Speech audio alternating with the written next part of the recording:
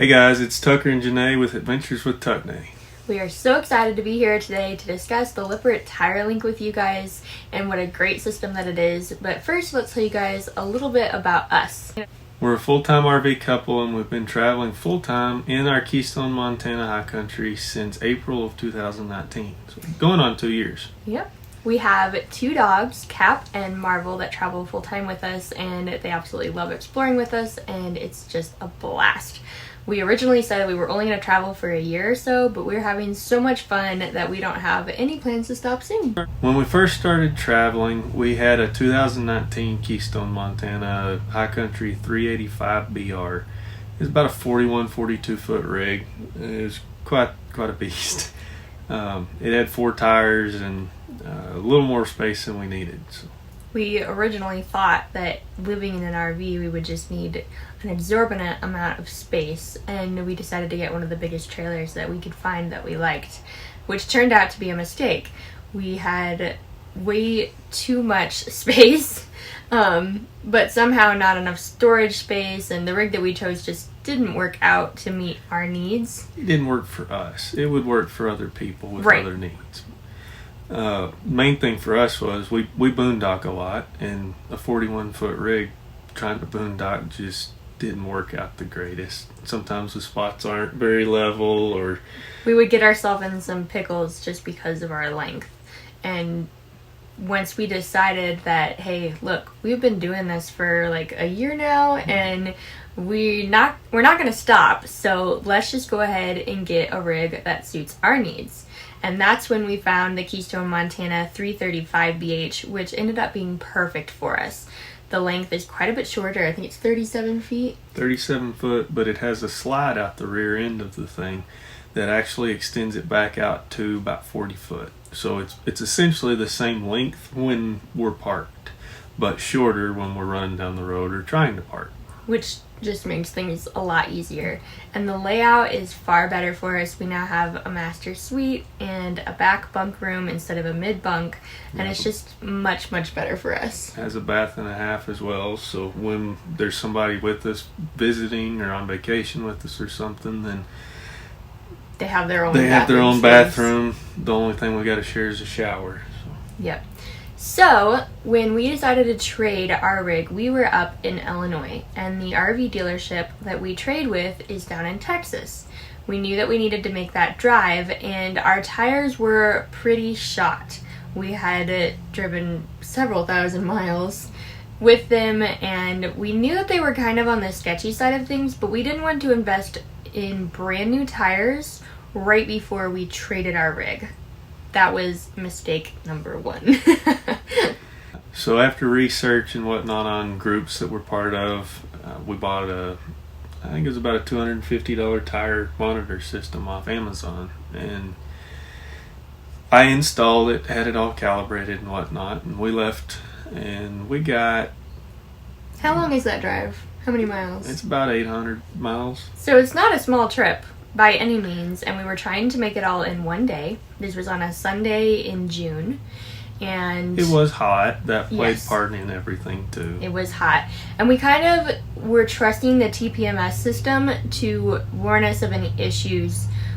We knew the tires were sketchy already, and we thought if we had a system that would tell us if there was a problem, then we could pull over and deal with it before an issue arose. Yeah.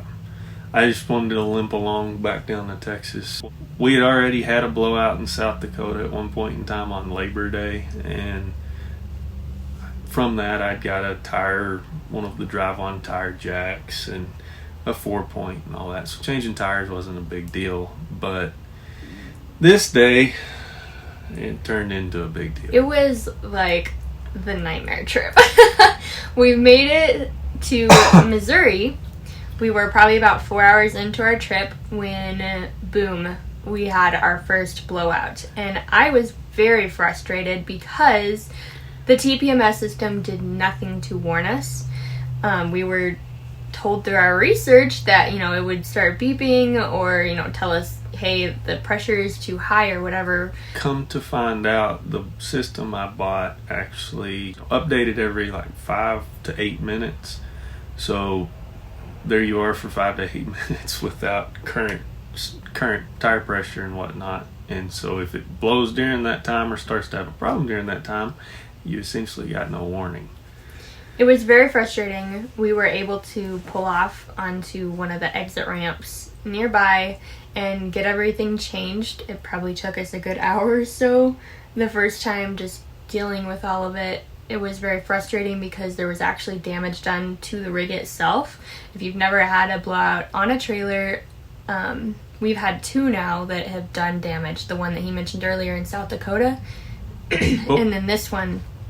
Both times we were lucky on them though, because we have slides over both wheel wells, but we had no slide damage. The worst of the damage was it knocked the insulation out from underneath. We didn't have any of the PEX or any of the gas lines. Any of that got damaged. The brakes didn't get damaged, so it was basically a blown tire. We lost the fender skirt and some insulation that had to be fixed. But our dealer worked with us, and he said we deal with this all the time, so he took care of it for us. No problem at all.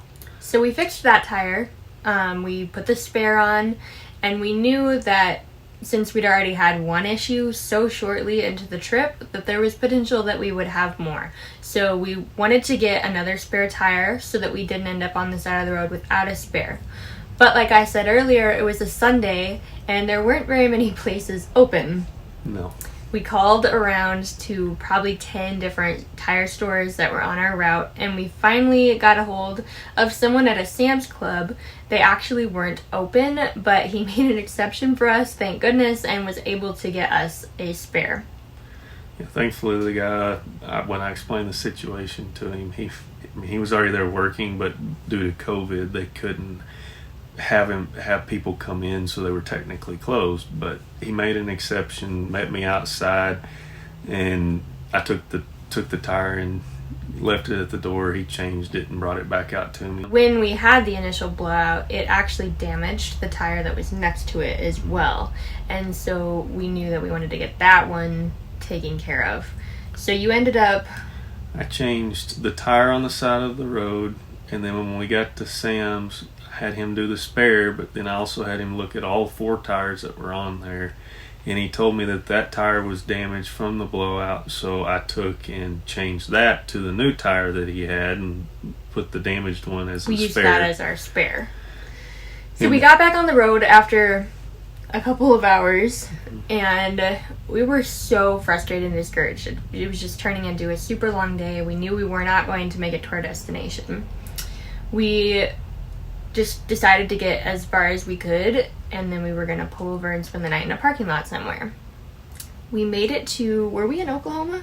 Yeah, we were in a small town in Oklahoma. We made it to Oklahoma, and the TPMS system actually went off this time and warned us of a fast leak in one of the other tires. So thankfully there was an exit about a mile up, and I looked at the tire pressure and kind of just gauged how fast it was dropping, and we were able to make it to the exit and get off. I checked the tire, and it still had plenty of air, and I noticed there was a Walmart. Again, we're on Sunday, so there's not very much open. So we went to Walmart and parked in their parking lot, and I thought, worst case, if they have a tire, I'll be able to change it. If not, we'll just sleep in the parking lot. We've done that several times before while traveling, and we got in there, and they did not have a tire that fit, and their service department was closed as well. We ended up putting that damaged spare tire on in replacement of the one that had the leak, and we were frustrated, we were tired, we just decided to call it a night. So we slept in that Walmart parking lot overnight. We got permission to do so, and we found a tire store nearby that we were able to get another tire from the next morning. And once again, Tucker changed out that tire. This guy is a tire changing pro. He ended up changing 5 tires in total throughout this nightmarish trip. It was quite the ordeal. But we did finally make it to Texas the next day. And we knew that we needed to get a better TPMS system because we were both really frustrated that after spending a couple $100s on a system, it failed to even warn us of an issue that ended up causing damage to our trailer and just really made a big headache. Just a side note, if you don't have the tools to change a tire, 4-point cordless impact gun, air tool, a trailer aid, I recommend buying one. Invest in them. Hopefully you never have to use it, but it is very nice to have handy. If you need them, you'll be glad that you actually do have them. I bought an impact gun after this, and I've used it a couple times on the tires, just checking lug nuts and whatnot. And then last night I was doing something to the pickup, and it made that from last time being a 2-hour job into about 15 minutes. So you have other uses for some of the stuff sometimes, but I'd highly recommend investing in those products because you may eventually need them. So fast forward a few months, and we are up in Montana in August. Yes. So 2 months later.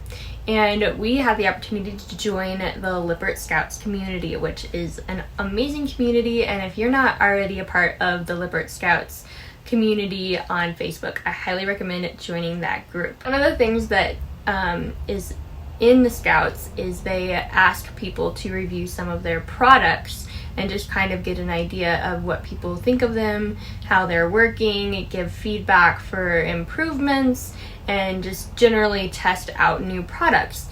And so one of the items that they were looking for feedback on that I noticed was a new TPMS system called the Tire Linc system. And I told Tucker about it. I was like, hey, they've got this new system. It looks really cool. You know, should we put in for it? And he was like, yeah, let's do that.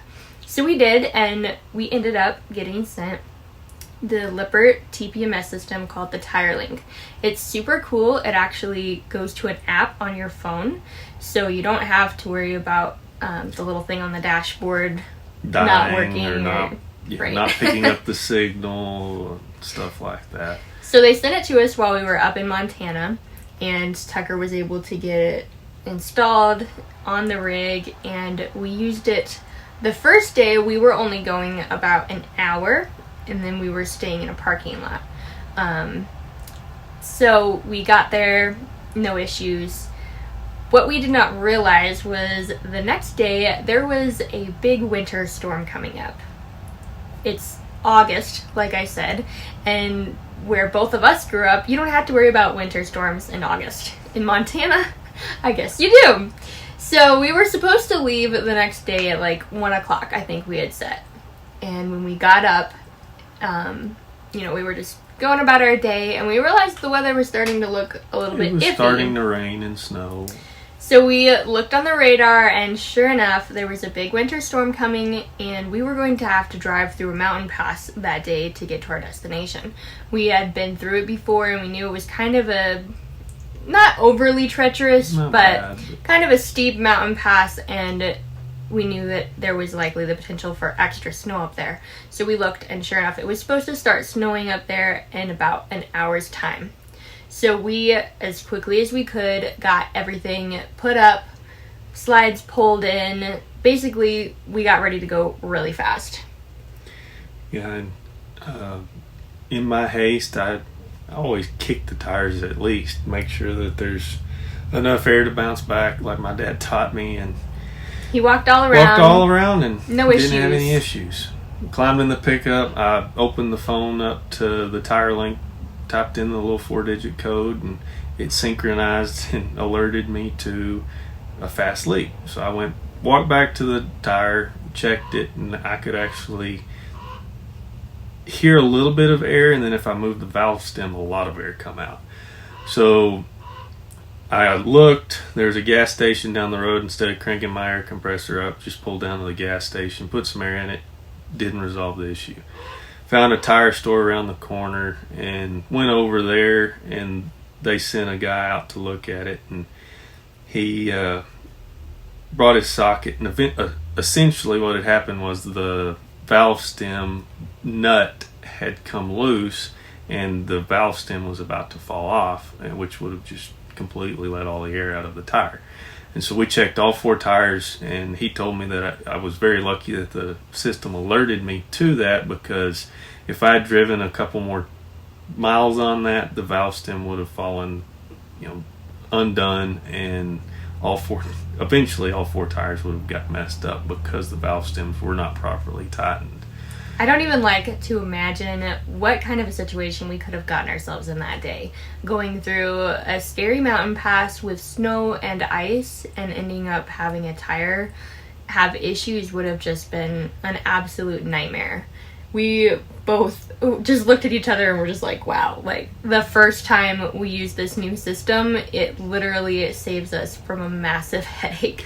Where we were staying was literally right off the interstate, so if the app had not alerted me that there was a problem right away, say we had the old system and it took 5 to 8 minutes to update, then I would have already been on the interstate several miles down the road. But the Tire Linc, it updated automatically when I opened the app, and really saved my bacon that day. Since then, we have been singing the Tire Linc system's praises.